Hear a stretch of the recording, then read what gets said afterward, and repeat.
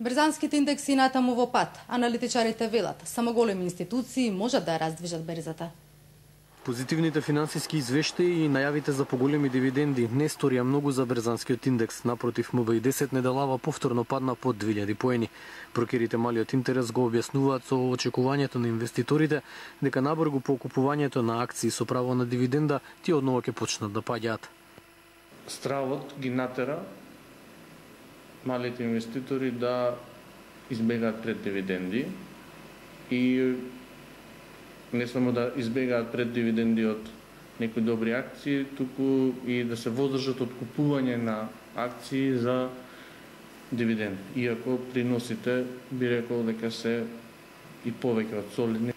Апатијата на берзата може да се надмине доколку во акции вложуваат пензиските фондови и особено осигурителните компании, чиј пазар вреди околу 100 милиони евра. Само дел од овие пари може значајно да ја раздвижат берзата, но како што велат од иново, тие доминантно се чуваат како банкарски депозити и се вложуваат во државни и благајнички записи.